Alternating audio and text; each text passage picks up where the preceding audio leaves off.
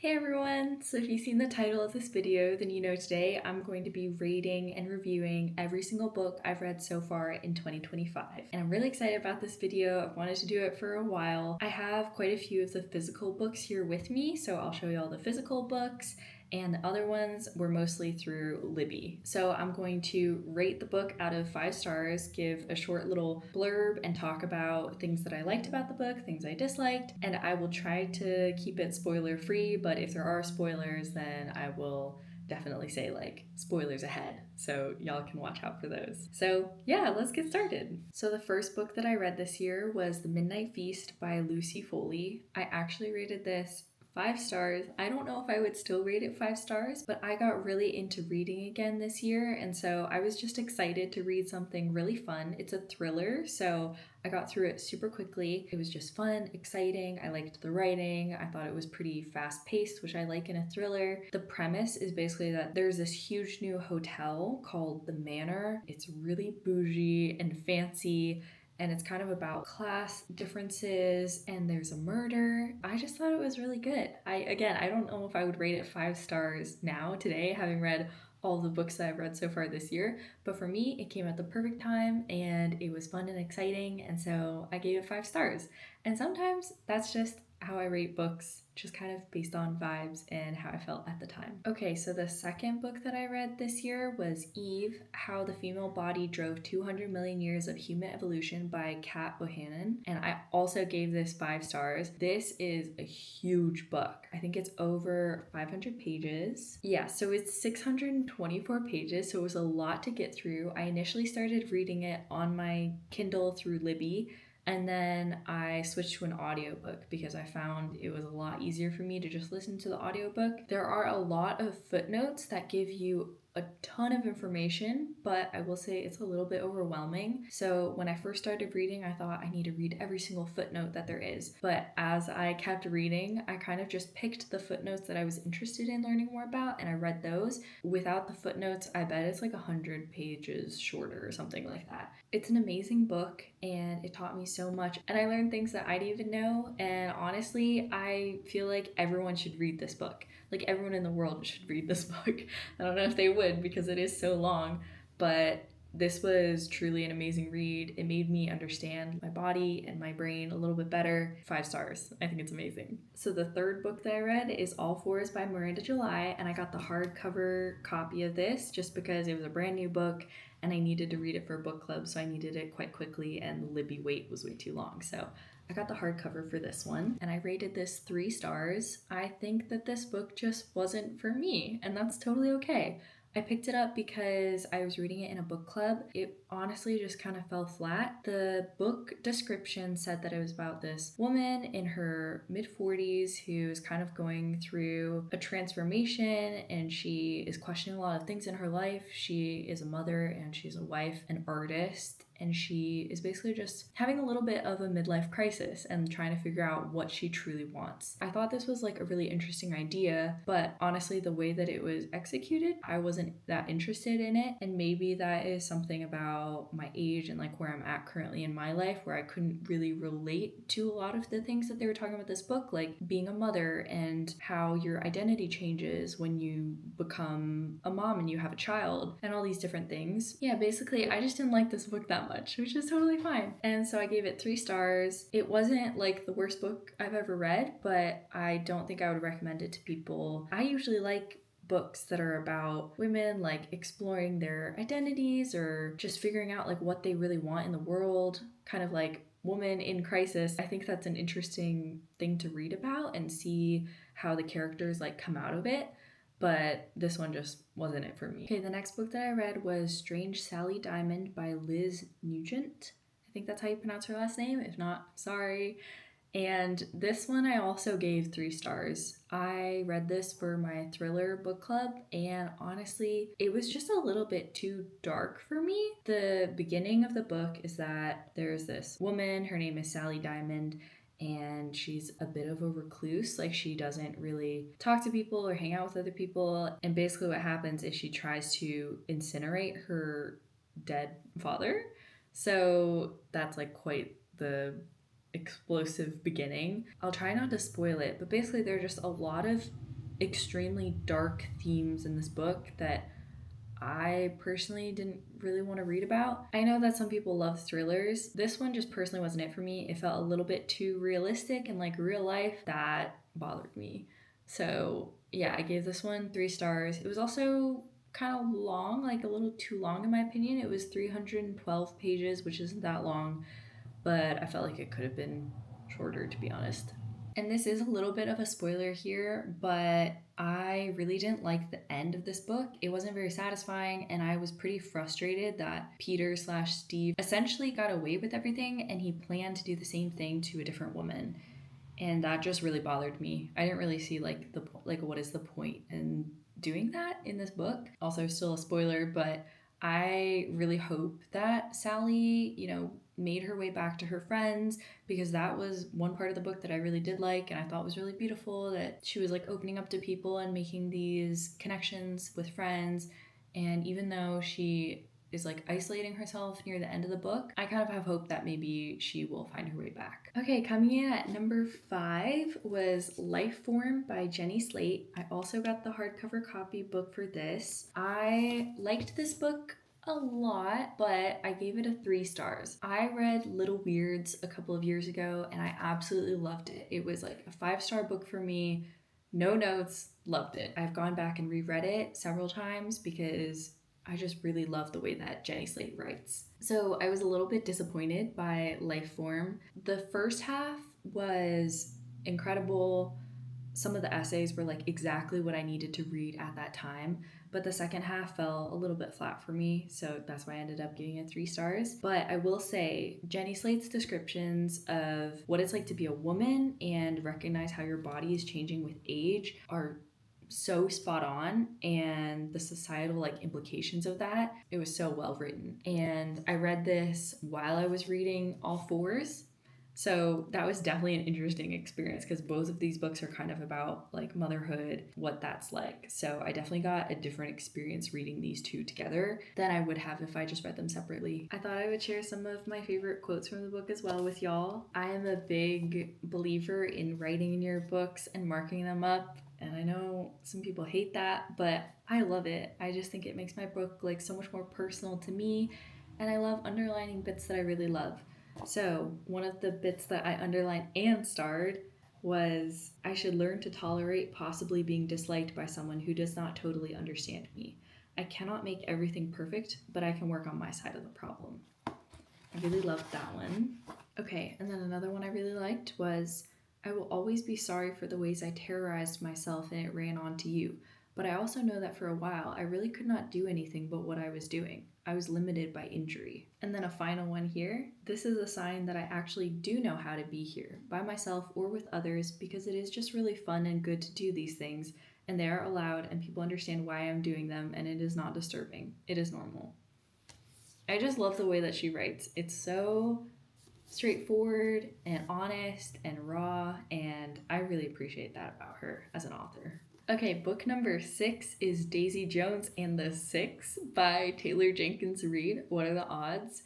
I really liked this book, but I did give it 3 stars. I honestly, looking back on it now, maybe I should have given it more stars. Maybe it should have been like a 4-star or like a 3.5, 4-star, because I had a lot of fun. I listened to this one on audiobook from Libby, I think, through Libby, and I just had a lot of fun. I've seen the TV show, which I absolutely loved. It's primarily set in the 1970s, and it's about this band that is on the rise, and they're becoming really popular really quickly. I loved the character development. I didn't like Daisy that much throughout the book, but I also didn't really like any of them that much throughout the book, except for maybe Karen and Graham. Like, those were the 2 that I liked. Oh, and the drummer.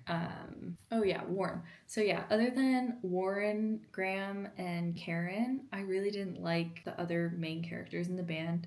I thought they were all kind of annoying, and honestly, I kind of loved Camilla. That was 3 stars for me, and I'm sure basically everybody's read this book at this point, but I thought it was great, and I really liked it. Book number 7 is The Housemaid by Freida McFadden, also for the thriller book club that I'm a part of, And if you want to, you can go see this movie in December because they're coming out with a movie and it's got really famous people in it. Like Sydney Sweeney is in it randomly and it looks really good from the trailer, to be honest.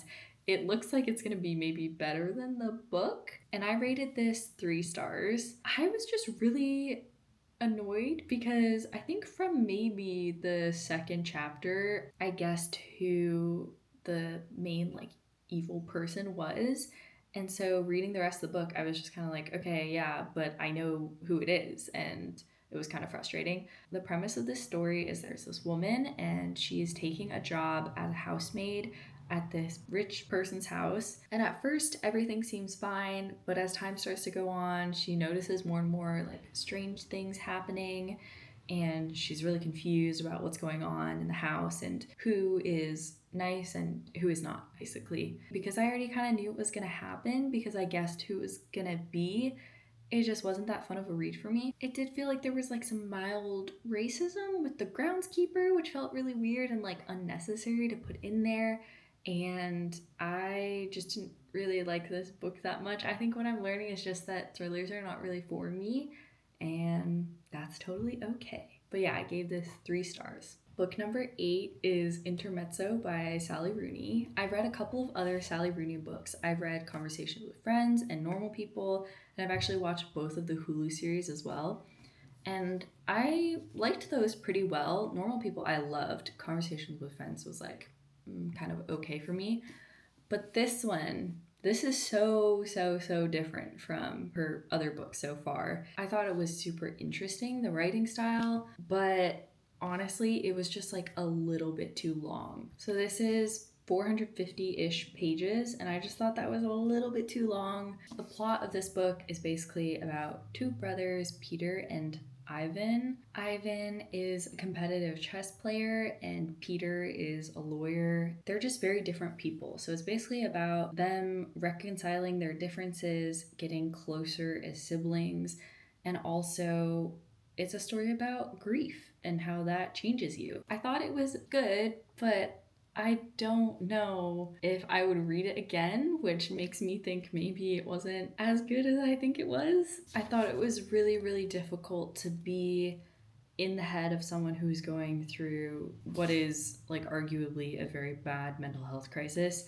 And it's kind of hard to read about that. Not that it shouldn't be written about and that experience shouldn't be there. I just think personally it was kind of hard to read and get through. And by the end, I really did like this book, but it dragged so much in the middle that I found it really difficult. So yeah, 4 stars for Intermezzo. Okay, so book numbers 9 and 10 are part of the series The Summer I Turned Pretty. So book number 9 is It's Not Summer Without You, and book 10 is We'll Always Have Summer by Jenny Han. So It's Not Summer Without You, I rated 4 stars. I stayed up all night to finish it, and I really loved it. And I have a bit of a controversial opinion because for the first book and second book, and honestly because of the TV show as well, I was team Jeremiah only because Conrad bothered me so much because he was always expecting Belly to just know what his feelings were. He would be like, I thought you knew that I loved you and all this stuff. And that really bothered me because I felt like he never communicated well.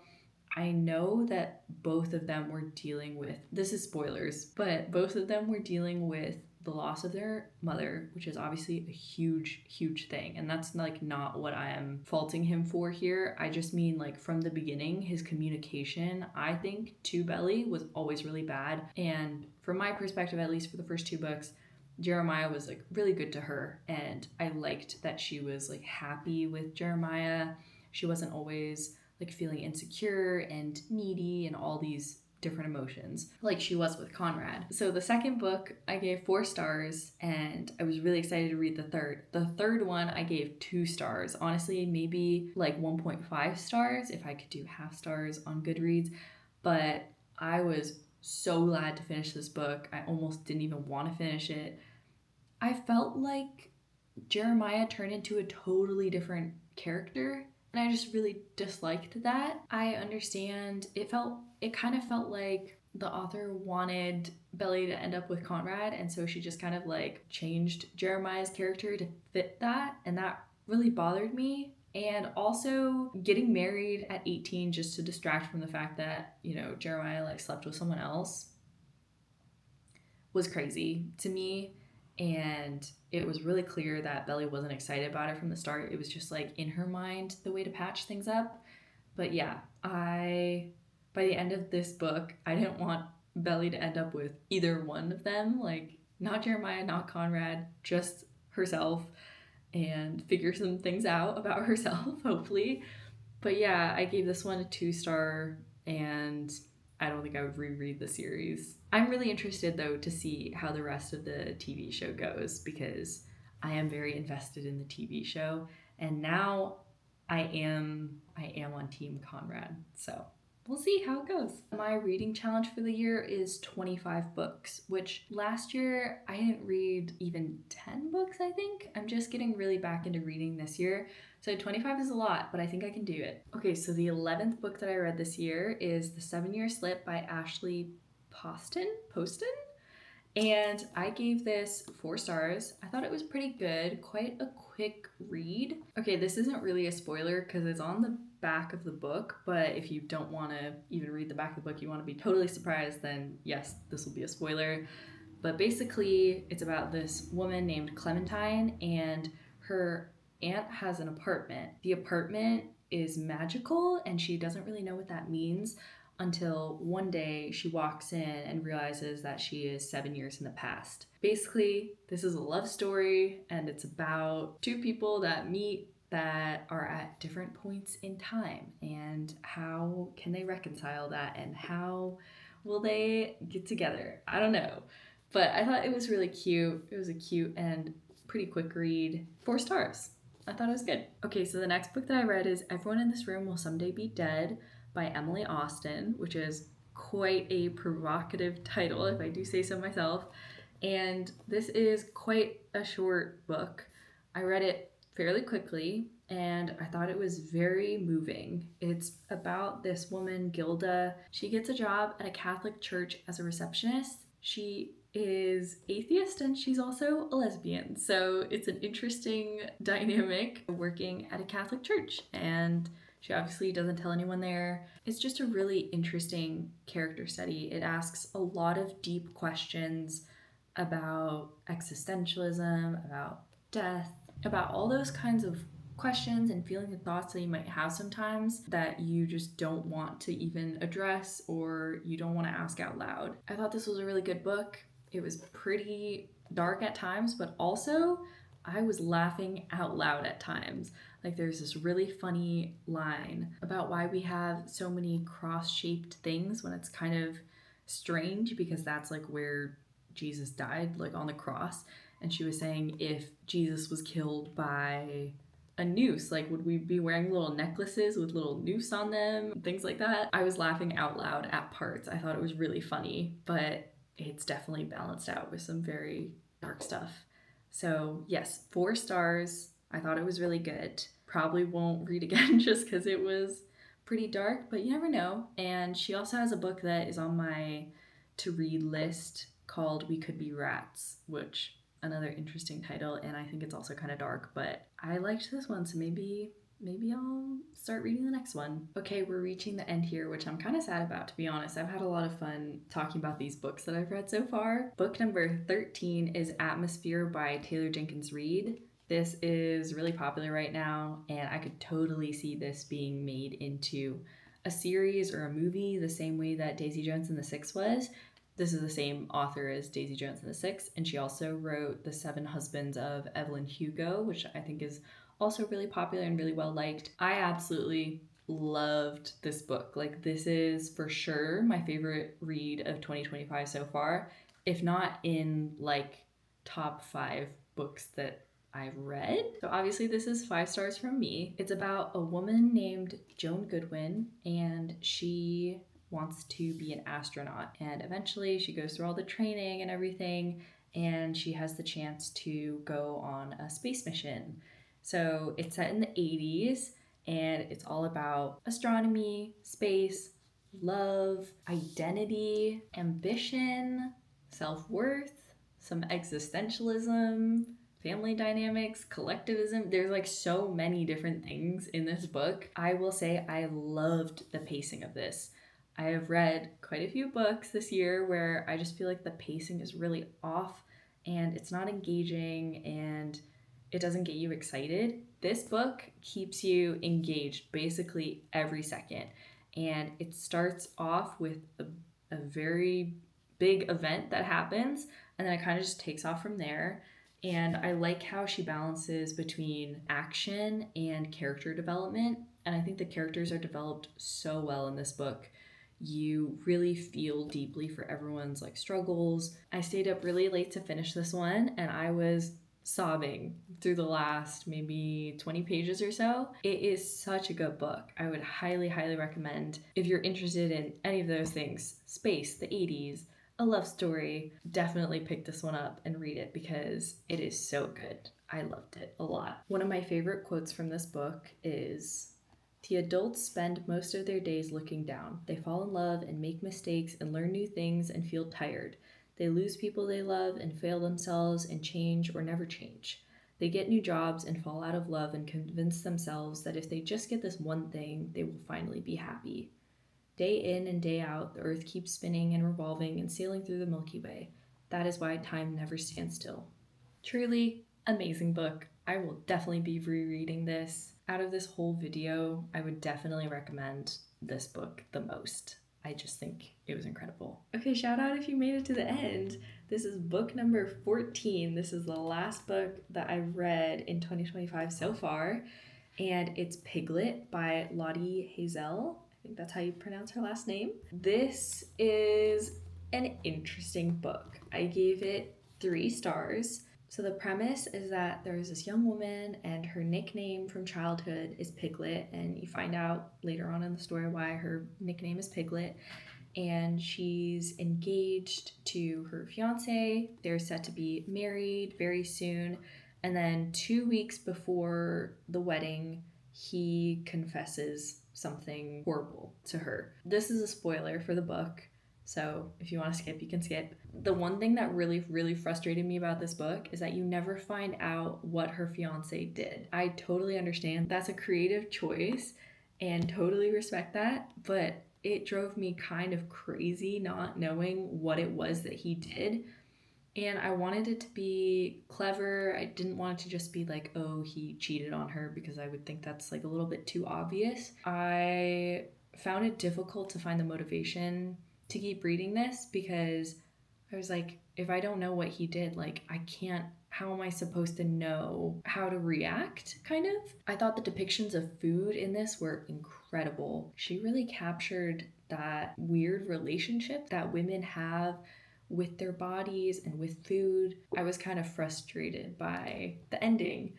So that's why I got 3 stars. Honestly, I think that if I had found out what it actually was that happened, this would have been like 4 or higher for me. But yeah, I just couldn't get over that part, unfortunately. I was flying when I read this, so I read it basically straight through, like the first, 150 pages. It was really exciting. I was like, okay, I need to know, like, what's gonna happen? And then the last, 150 pages, I was kind of like, okay, so I guess we're never, learning what he did, and we're just not gonna get answers to some of these things. And I've read a lot of stuff online that says it doesn't really matter what he did. The fact is, it was betrayal, which, yes, totally agree, but I just really want to know what he did.